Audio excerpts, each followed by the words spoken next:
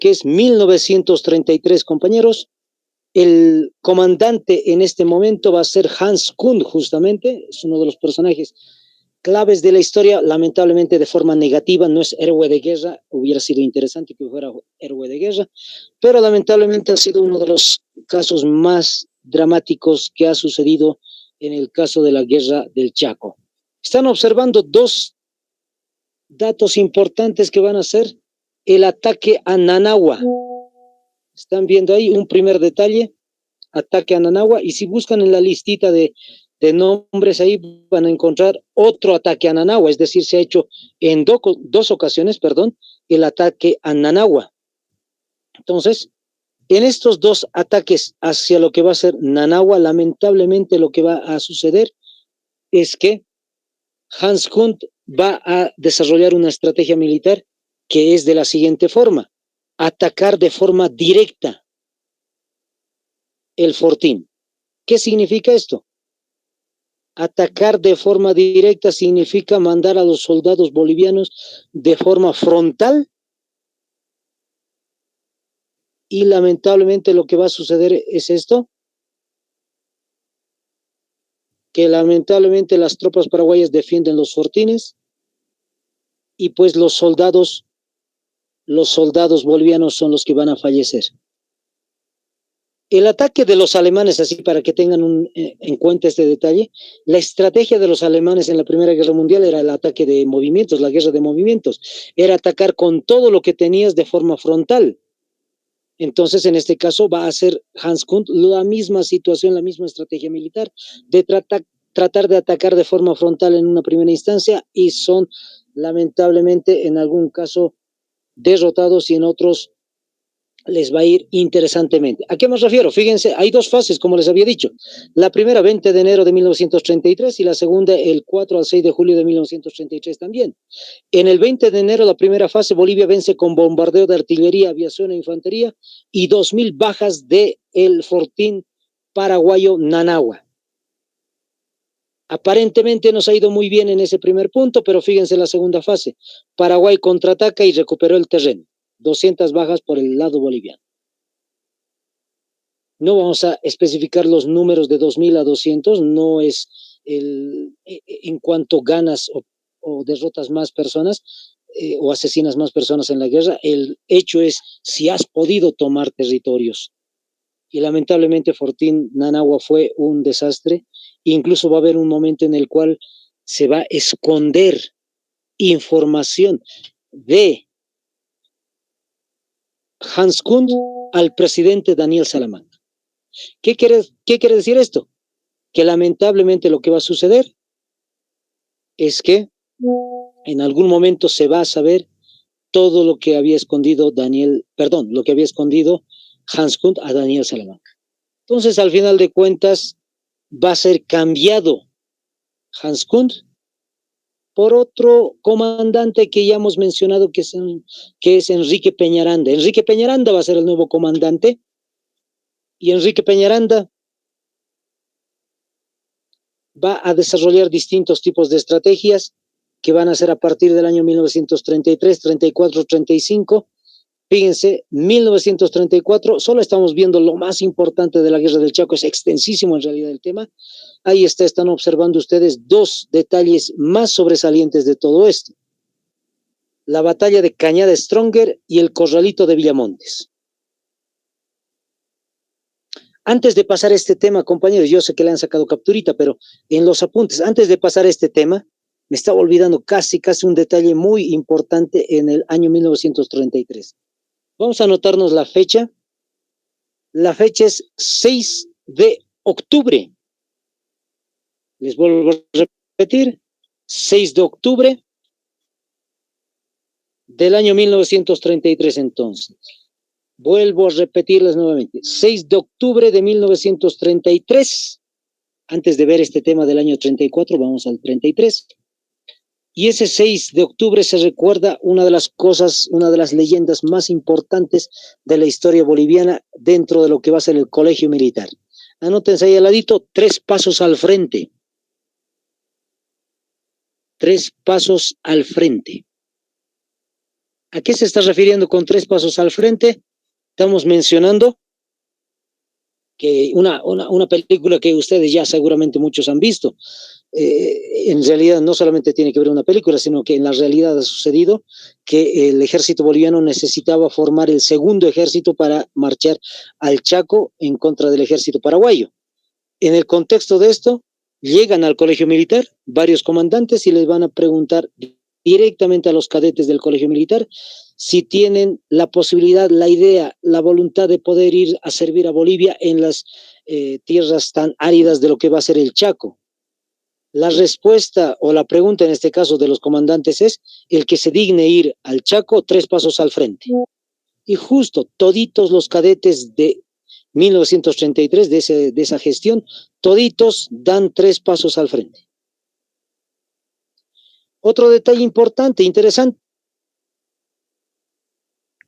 los comandantes les repiten y tratan de darles la perspectiva negativa de lo que es el Chaco. Les dicen: no olviden, allá no hay agua, no hay víveres, no hay medicamentos, es muy desastroso el terreno, tal vez no van a volver a ver a muchos de sus compañeros, etcétera. Y al final les vuelven a repetir la pregunta: 3 pasos al frente los que estén decididos a ir al Chaco. Y nuevamente toditos los del batallón, 3 pasos al frente, todos los cadetes. Y otra vez los oficiales tratan de persuadirles a los jóvenes a que no vayan a la guerra del Chaco, sino simplemente los que están completamente decididos, y les vuelven a preguntar, pero sin antes decirles: allá van a encontrar hambre, van a encontrar sed, van a encontrar la muerte, y justamente muchos no van a retornar y posiblemente ustedes tampoco retornen. Y les vuelven a repetir: 3 pasos al frente, y toditos 3 pasos al frente dan y están decididos a ir a la guerra. Entonces es una historia muy importante esta, la del caso de los 3 pasos al frente, no se van a olvidar. Ahora sí, vamos con 1934. Una vez desarrollado este detalle, vamos a 1934. En el caso de 1934, lo que vamos a ver es, como les decía, la batalla de Cañada Stronger.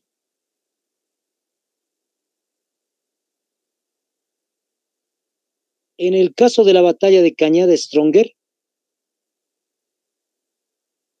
la fecha en el cual se va a desarrollar, anótense, es del 18 al 25 de mayo. 18 al 25 de mayo. Ahí está, lo están viendo en la pantalla, 18 al 25 de mayo del año 1934, entonces se desarrolla lo que se conoce como la batalla de Cañada Stronger. Muchos compañeros me han preguntado: profe, ¿el club Stronger ha servido en el Chaco? Sí, compañeros. Incluso no en esta gestión 34, incluso desde el año 1932 ha ido mandando voluntarios del club Die Stronger. Alrededor de 1.500 son los que van a servir de filas, vamos a decir así, de las filas del club Stronger en este detalle llamado la Guerra del Chaco. Entre ellos, uno que otro dirigente muy importante también, y les voy comentando, anótense el nombre: Víctor Hugo Estada Cárdenas. Víctor Hugo Estada Cárdenas. Es uno de los personajes entonces de lo que va a ser justamente el club Die Stronger. Otro personaje, Rosendo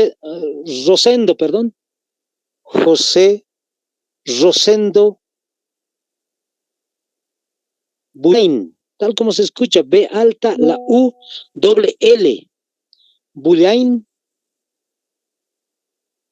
Y otro personaje más, Lucio Vila, anótense, Lucio Vila. Y finalmente, José Ayoroa. José Ayoroa.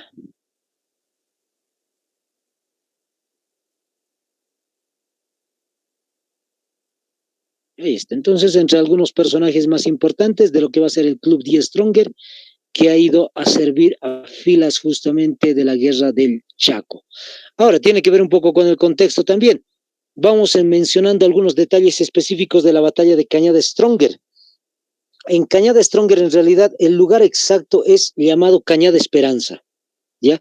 Para que tengan una idea específica exacta de lo que va a suceder.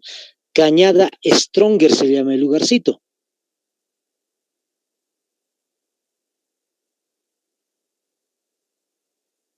Otro detalle importante va a ser el caso de, justamente el nombre le van a colocar Cañada Stronger.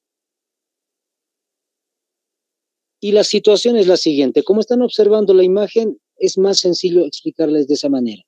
Lo que están observando es justamente en el área llamada Cañada Esperanza, hay 9 regimientos de artillería del Paraguay, como están viendo la imagen al ladito del periódico. 9 regimientos de artillería del Paraguay que están ingresando en ese sector. Y los bolivianos, con Enrique Peñaranda ahora a la cabeza como comandante, pues va a desarrollar lo que se llama una estrategia muy moderna, que va a ser el caso de hacer una especie de círculo, como están viendo ustedes, una estrategia para poder atacar de sorpresa a los 9 regimientos de artillería. Y cuando están desarrollando el primer anillo, interesantemente, el comando de las Fuerzas Armadas Bolivianas dice, hagamos un segundo cerco, un segundo anillo, para poder capturar a todos los 9 regimientos de artillería. Mientras están desarrollando el segundo cerco, lamentablemente ingresan 200 soldados paraguayos en la retaguardia, es decir, como apoyando a los 9 regimientos, 200 soldados atrás. Lo interesante de estos 200 soldados paraguayos es que lamentablemente llegan a destiempo, vamos a decir, y están cerrando el segundo cerco. Se va a hacer un enfrentamiento en el sector con estos 200 soldados paraguayos sin que los 9 regimientos todavía sepan lo que está sucediendo. Los paraguayos lamentablemente son personas muy aguerridas, como ya hemos mencionado en algún detalle, no quieren ser derrotados ni por ningún motivo, se enfrentan a este segundo cerco boliviano, al final de cuentas los derrotamos, pero el comando en jefe dice, hagamos un tercer cerco, como están viendo en color rojito, hagamos un tercer cerco para encerrar completamente a los 9 regimientos de artillería. Mientras se está desarrollando el tercer cerco, lamentablemente los 9 regimientos de artillería del Paraguay se dan cuenta de lo que está sucediendo y empiezan a huir. Por eso está la flechita ahí, tranquilamente pueden observarlo. Está huyendo los 9 regimientos de artillería del Paraguay. ¿No ha sido posible capturarlos a todos? No, lamentablemente. Pero no todo es perdido, porque, ojo, la batalla de Cañada Stronger es una de las batallas más importantes que se han desarrollado en el contexto de la Guerra del Chaco, porque hemos capturado la mayor cantidad de personas, oficiales y suboficiales, soldados en ese momento. Ahí está el periódico La Razón de ese tiempo, dice 68 oficiales, en realidad son 67, y más de 1.300 entre suboficiales, clases y tropas. Les voy dando los datos exactos, anótense, 67 oficiales, 67 oficiales. Otro dato importante son 1.389 soldados, o tropas si quieren ustedes. Otra vez les vuelvo a repetir, 1.389. Otra vez, 1.389 soldados, tropas si quieren ustedes, por eso está mencionado en el periódico, entre suboficiales, clases y tropa. Esos son 1.389. ¿Qué más han capturado los bolivianos? 10 camiones. Y vaya que nos faltaban camiones, el día de ayer les había dicho, la seguidilla de territorio que tienen que ir avanzando es de La Paz a Oruro, de Oruro a Potosí, de Potosí a Sucre, y de Sucre hasta justamente Tarija, y de Tarija no tenemos ni siquiera camiones para transportar tropas hasta el Chaco, y ahora tenemos 10 camiones. armas livianas. Eso más es lo que ha encontrado o lo que ha capturado en todo caso el ejército boliviano en contra del ejército paraguayo, en contra de los 9 regimientos de artillería. Eso es lo positivo, pero lo negativo está en que lamentablemente el resto de tropas ha salido huyendo. Es positivo, muy positivo la batalla de Cañada Stronger. Vamos al segundo dato que estamos observando en el contexto de 1934. Una vez terminado este detalle de la batalla de Cañada Stronger, se va a ir sucediendo un montón de pequeñas batallas en las cuales en algún caso vamos a vencer al enemigo y en otras vamos a ser derrotados, como el caso de la batalla del Carmen, la batalla de Carandaití y otras más. Vamos a lo específico. ¿Cuándo sucede esto? Como están viendo, 23 de noviembre de 1934. 23 de noviembre de 1934.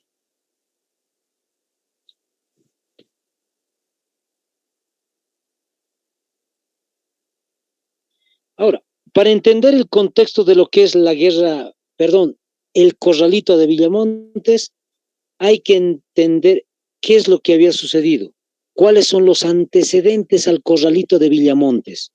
Vamos a anotar entonces algunos detalles específicos. Pueden colocar como un inciso A si quieren ustedes, antecedentes. El antecedente más importante va a ser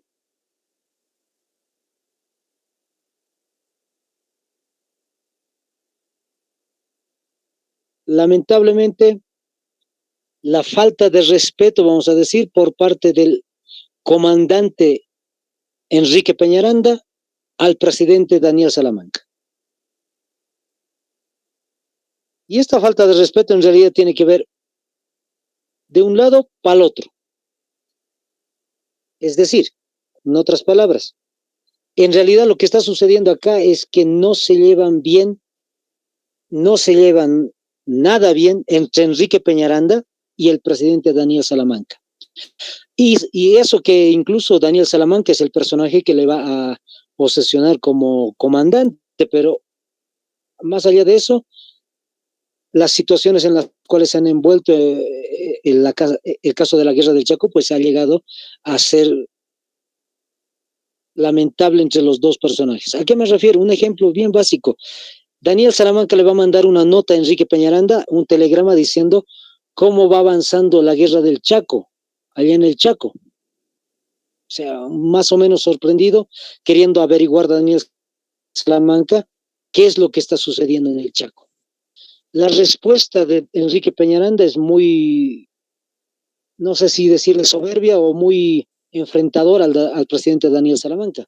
Le manda otro telegrama y en la respuesta le dice, la situación en el Chaco es controlable, más o menos algo así, pero no por... y la situación política de Bolivia, en Bolivia le está respondiendo al presidente Daniel Salamanca, y la posición política que está allá en Bolivia no debe ser tan buena, por decir así, pero no por eso nos vamos a alertar.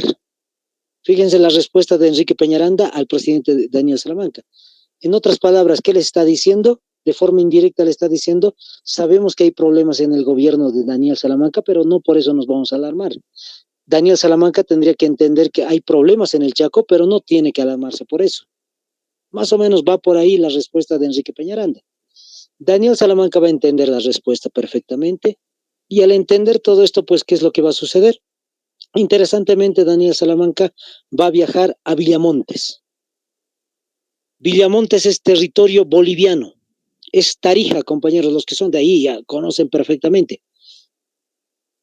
Este territorio llamado Villamontes no está en juego, vamos a decir, no hay ningún problema en el caso de Villamontes. Lo que sí va a suceder es lo siguiente.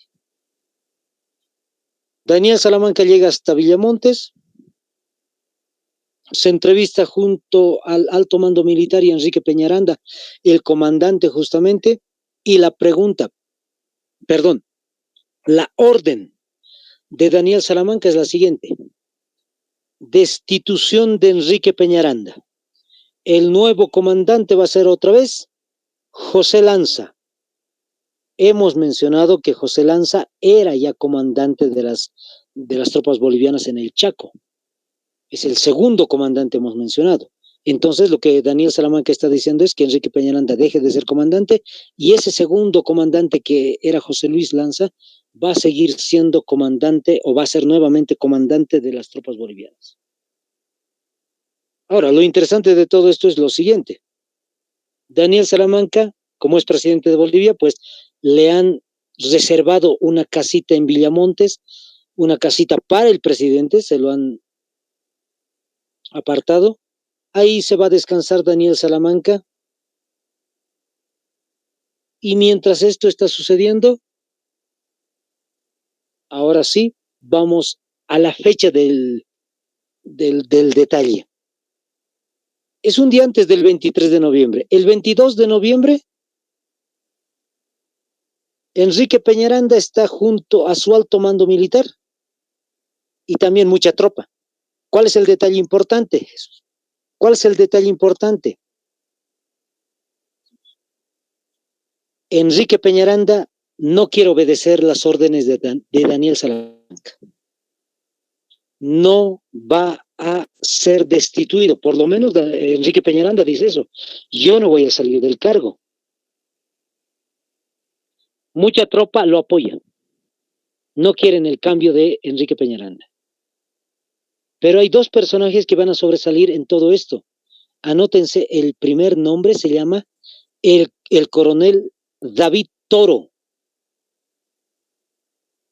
Son subcomandantes en realidad de lo que va a ser el caso de la guerra del Chaco.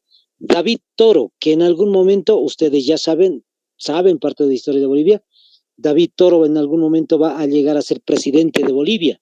Entonces, fíjense, un comandante de la guerra del Chaco es un personaje, en este caso, muy importante y va a dar el apoyo a Enrique Peñaranda. El otro personaje es mucho importante también, muy conocido, Germán Buch. Fíjense, Germán Buch entonces va a ser el otro comandante que va a apoyar a Enrique Peñaranda. Y detrás de estos dos personajes van a ser muchos soldados de la tropa que van a apoyar a Enrique Peñaranda para que siga siendo el comandante de las Fuerzas Armadas. Vamos al 23 de noviembre. Ahora sí, vamos a explicar qué es el Corralito de Villamontes, dando este contexto, este antecedente de lo que es el caso entre Enrique Peñaranda y Daniel Salamanca. Vamos a entender el 23 de noviembre. Ya están viendo ahí la imagen. Yo supongo que ya sobreentienden lo que ha sucedido. Daniel Salamanca está en su casita, en la residencia del presidente, como dice ahí, en Villamontes, como yo, y el ejército del presidente. Apunta más el ejército a la casa del presidente Daniel Salamanca. Sorpresa, compañeros, el Corralito de Villamontes, se van a anotar, había sido golpe de Estado del ejército al presidente de Bolivia.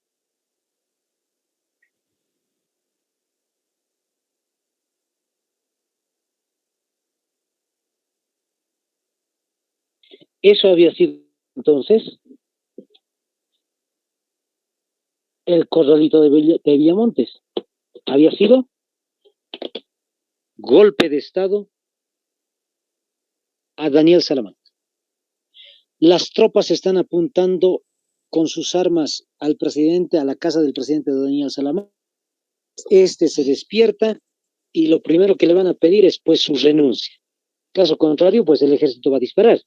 Entonces Daniel Salamanca no tiene otra salida que simplemente renunciar. Renuncia en 1934 Daniel Salamanca y entre esos días justamente se sabe la noticia en La Paz. En La Paz, ¿quién está? Está el vicepresidente de Bolivia. El vicepresidente es, hemos dicho hace momentos atrás, José Luis Tejada Sorzano. Este personaje, José Luis Tejada Sorzano, es un personaje muy honesto, vamos a decir, muy leal en este caso, porque él lo que afirma aquí en La Paz es: yo no voy a ser presidente de Bolivia, porque le han solicitado a él ser presidente, ya que Daniel Salamanca renunció. Él dijo, el presidente está en el Chaco, es Daniel Salamanca, yo no voy a tomar el cargo de presidente. El ejército boliviano aquí en Bolivia, en La Paz, lo van a obligar a que llegue a ser presidente de Bolivia. Al final de cuentas, José Luis Tejada Sorzano va a tener que aceptar y decir, hay cambio de gobierno en Bolivia, Daniel Salamanca dejó de ser presidente, renunció y yo soy el nuevo presidente de Bolivia. Tuvo que aceptar José Luis Tejada Sorzano entonces el cargo de presidente de Bolivia. ¿Forzado? Sí, lamentablemente. Entonces ha habido un cambio político en Bolivia y a partir de ahí se recompone nuevamente el ejército boliviano.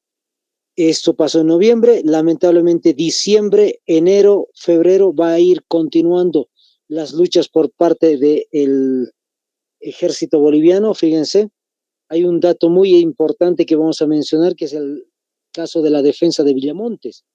Luego hay otros datos que son un poco menos importantes. 2 regimientos de Bolivia fueron rodeados, Paraguay llegó hasta el río Parapetí, Paraguay ataca Villamontes, Bolivia frenó el avance, etc. Este desastre del ataque hacia Villamontes, ¿qué quiere decir, compañeros? Hemos dicho hace ratito, Villamontes es territorio boliviano. ¿Qué significa? Que el Paraguay, a estas alturas de inicios de 1935, ha terminado de tomar completamente el Chaco. Lo que ahora está haciendo el Paraguay contra Bolivia es invadir el territorio soberano, es decir, territorio que es completamente boliviano, 100%, no está en discusión como en el Chaco. Eso es lo que está intentando tomar el Paraguay. Villamontes. El personaje clave, el héroe de guerra va a ser este personaje, Bernardino Bilbao Rioja, y esta defensa de Villamontes que la ha desarrollado se hace entre el 5 al 20 de febrero del año 1935, como están viendo, en febrero. Anótense la fecha para que no tengamos dudas, compañeros. Ahí está también la imagen que ahorita les voy a explicar. Anótense en su cuaderno, entonces, del 5 al 20 de febrero de 1935.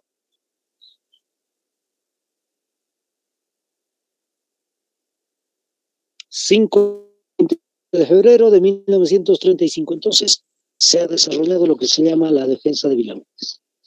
Vamos explicándoles el detalle. Como están viendo, hay una línea muy delgadita en tono azul. Eso es lo que representa el río Pilcomayo. Lo que va a hacer Paraguay en flechitas rojas es intentar pasar el río, compañeros, el río Pilcomayo, y en colorcito verde justamente el ejército boliviano tratando de defender por todos los medios el paso del río Pilcomayo hacia lo que va a ser Villamontes. La 4ª división está en ese punto. El coronel Bernardino Bilbao Rioja, como les digo, es el comandante y hace una férrea defensa de Villamontes hasta que los paraguayos justamente son derrotados en el caso del río Pilcomayo. Impiden el paso y los paraguayos van a tener que retroceder. Es otra de las victorias importantes. Fíjense el título que le han dado a Bernardino Bilbao Rioja, mariscal del ejército de Bolivia. Como ustedes saben, hay muchos, o mejor dicho, muy pocos mariscales en la historia de Bolivia. El mariscal Antonio José de Sucre, que es venezolano, pero es un título que se le ha dado. El mariscal de Cepita, Andrés de Santa Cruz, que también es un mariscal por el lado peruano, le han dado ese título, pero ha sido presidente de Bolivia, entonces ha tenido ese título el presidente de Bolivia.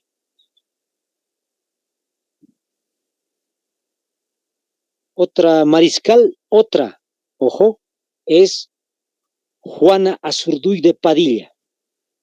Le han dado el título de mariscala. Bueno, no existe el término, mariscal del ejército de Bolivia.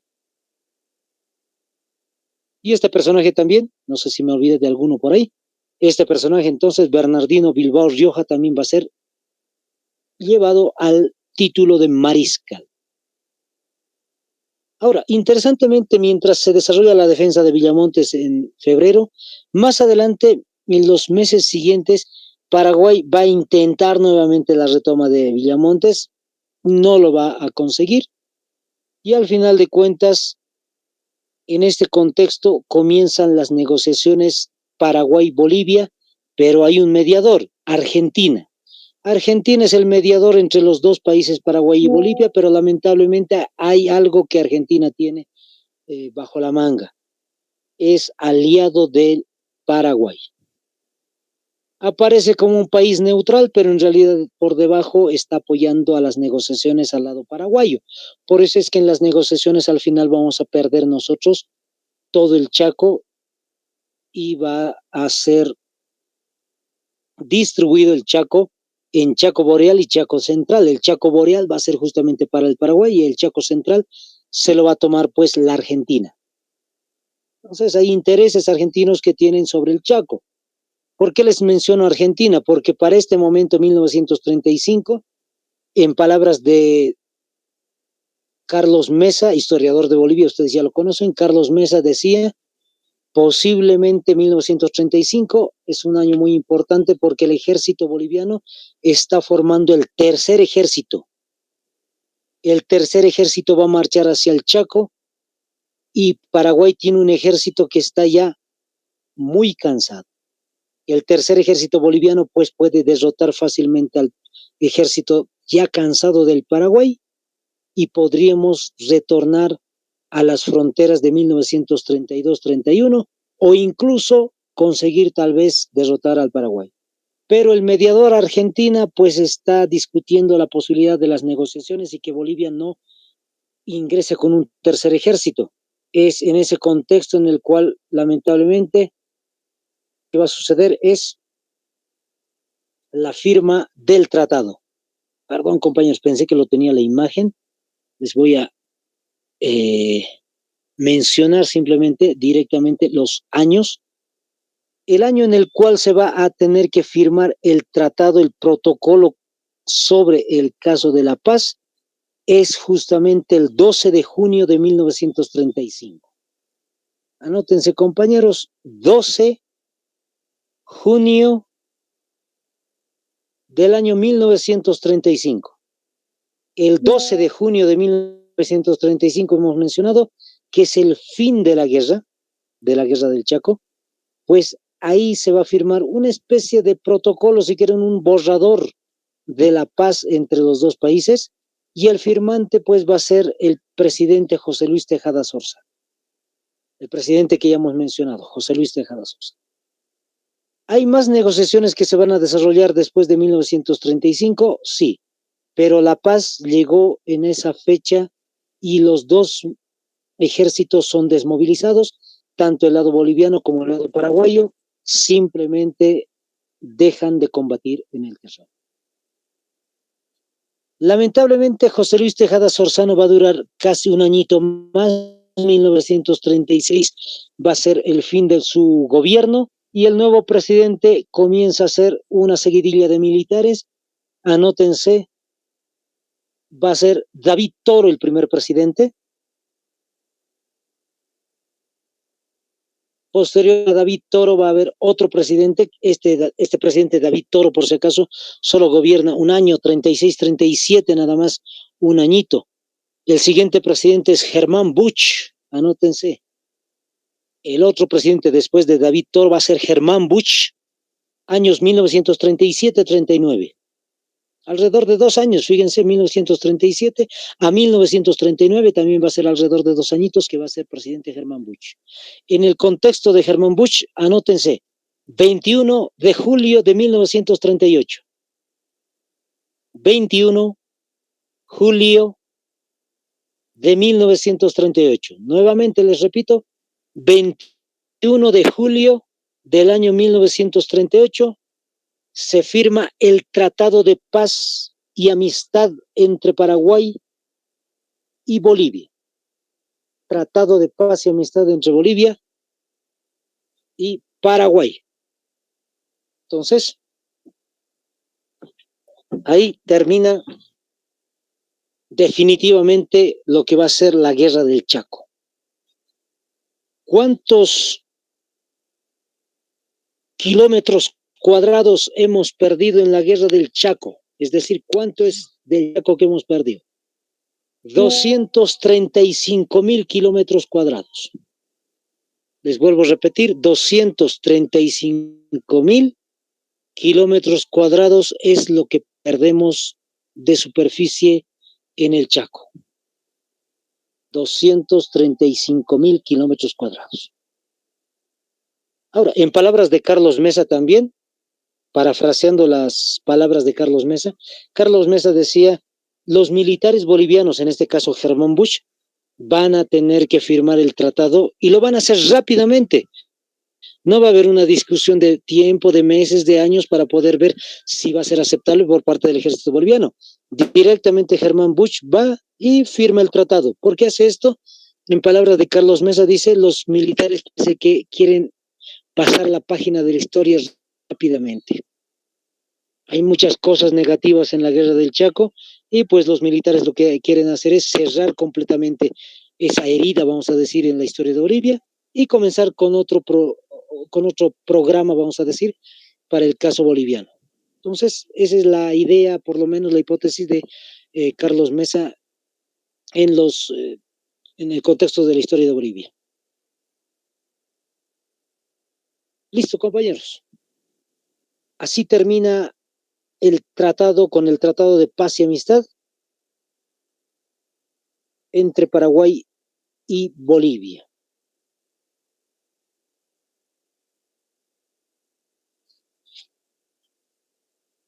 Entonces vamos a hacer un pequeño alto ahí sobre este tema de la guerra del Chaco. No se vayan, compañeros, por si acaso, quédense todavía. Muchos abandonan, no sé por qué. Piensan que ya hemos terminado, pero no hemos terminado, compañeros. ¿Ya? Vamos a colocar un título, anótense, La Revolución Nacional. Por lo menos vamos a ir viendo los antecedentes de lo que fue la Revolución Nacional. Ahorita les voy a mostrar la imagen justamente, compañeros. Denme un momentito. Mientras tanto, vayan colocando el título La Revolución Nacional. Dentro de lo que es la Revolución Nacional, la fecha más importante es la de 9 de abril de 1952. Les vuelvo a repetir, la fecha clave de la Revolución Nacional es el 9 de abril de 1952.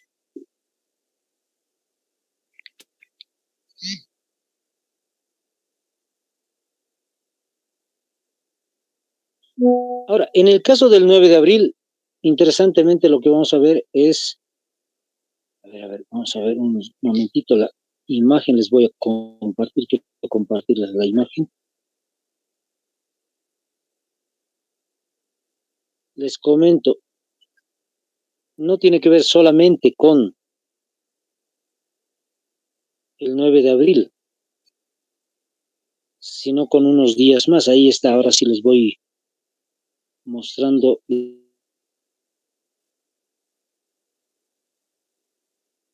como siempre, con la presentación de la Fundación Ingenieros, ¿no?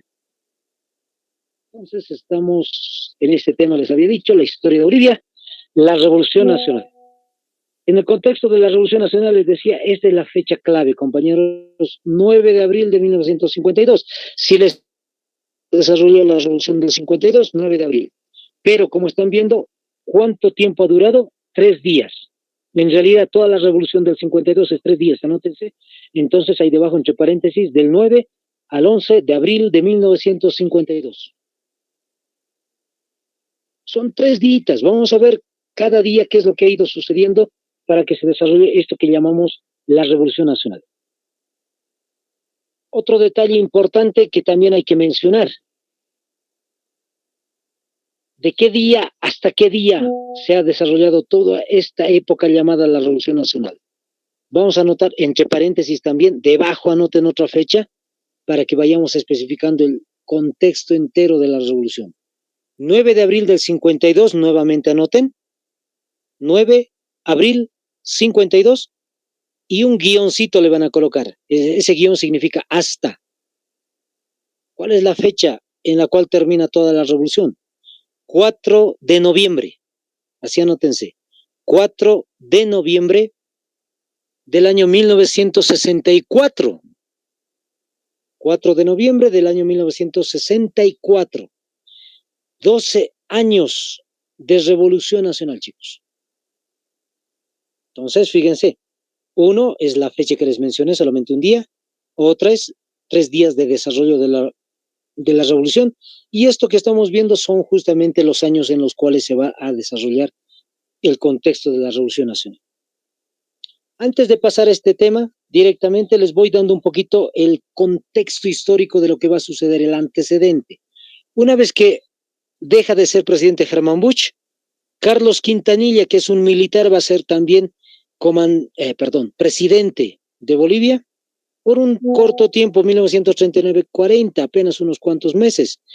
Enrique Peñaranda, el que les decía que era comandante del Chaco, Enrique Peñaranda también va a llegar a ser presidente en 1940-1943.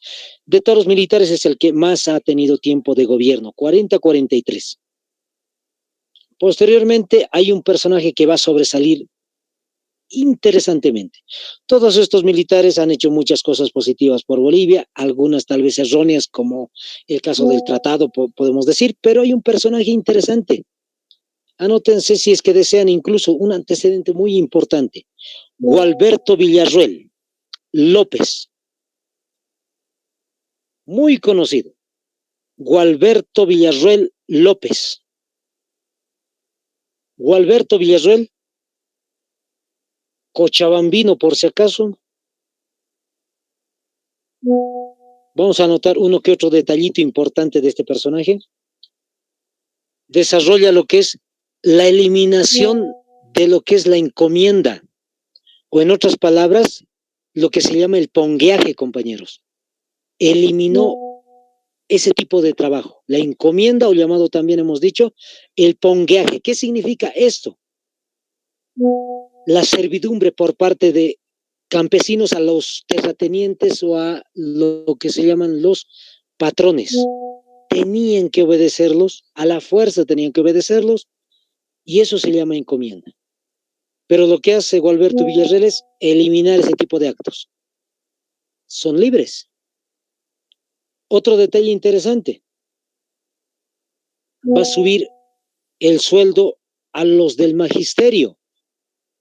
Algo muy interesante, subir el salario a trabajadores, es muy importante. En el contexto de la historia de Bolivia, los que hacen eso son presidentes que van a ir desarrollando cosas innovadoras, interesantes a favor del pueblo. Otro detalle, va a organizar un primer congreso, se llama el primer congreso indigenal en la historia de Bolivia. En el año 1945 se va a desarrollar eso. En este contexto, fíjense, ha hecho muchas cosas interesantes, también negativas. Ha tratado de capturar a un grupo de personas que estaban en contra de su gobierno, los ha asesinado inclusive.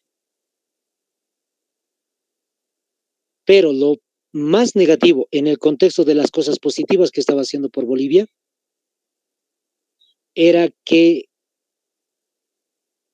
una investigación en la Argentina dice, ojo, simplemente dice que Gualberto Villarroel es nazi, por lo menos tiene esa tendencia nazi. Entonces, en la Segunda Guerra Mundial sabemos cómo es la situación de Hitler y los nazis. Han escapado por todos lados de Europa, América y demás, han sido capturados y han sido llevados al juicio allá en Nuremberg, en Alemania. Entonces, fíjense, decirle a Gualberto Villarreal que es nazi, pues la población ha empezado a desconfiar del presidente. Tanto así que algunos periódicos y prensa de ese momento, no había la televisión todavía, habían cines en Bolivia, se ha dado noticias en las cuales decía Gualberto Villarreal sí o sí es nazi, pero aparte de eso mostraban imágenes en las cuales han capturado a un dictador de Italia llamado Mussolini en la Segunda Guerra Mundial y lo han colgado ahí, ha fallecido en la horca, en otras palabras, colgado así su cuerpo completamente. ¿Por qué les cuento todo esto? Porque este personaje es uno de los precursores a lo que va a ser la victoria nacional de abril. Es uno de los que va a ser líder, entre comillas, de lo que posteriormente va a ser la Revolución Nacional. Gualberto Villarroel, pues lamentablemente va a estar un 21 de julio de 1946 en la Plaza Murillo, en el Palacio de Gobierno. Les vuelvo a dictar la fecha por si acaso desean muchos, porque es bien importante para los que están postulando al Colegio Militar. 21 de julio de 1946. Una vez más, 21 de julio del año 1946. Entonces, Gualberto Villarroel estaba literalmente escondido en el Palacio de Gobierno, porque ha habido un grupo de personas, multitudes de personas que sabían o que creían que estaba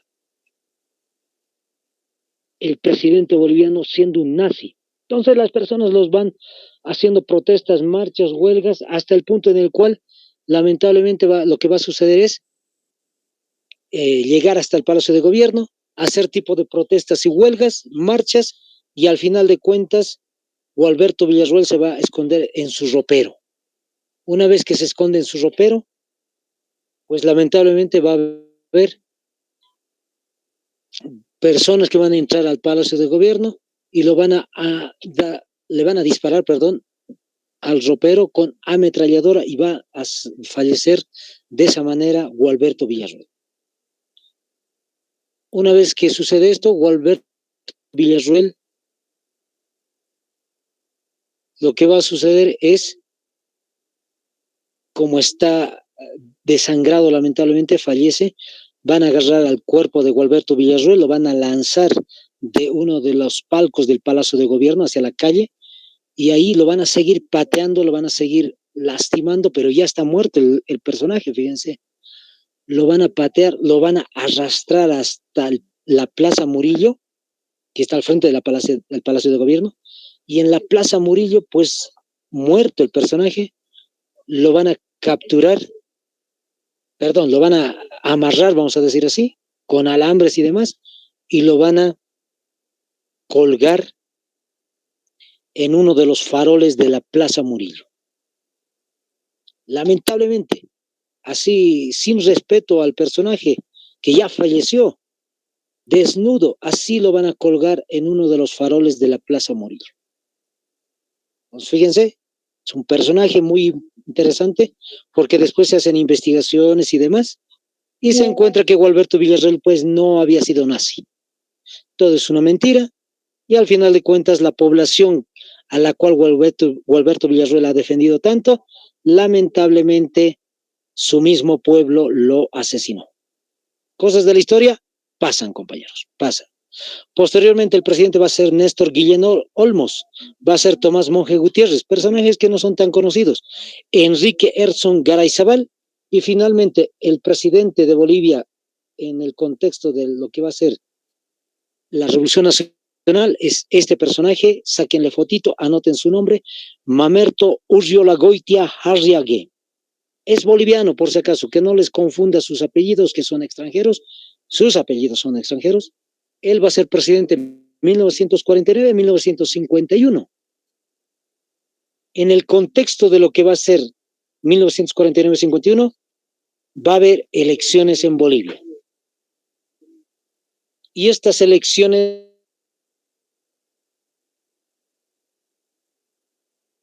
fíjense, elecciones en Bolivia. ¿Quién es el ganador?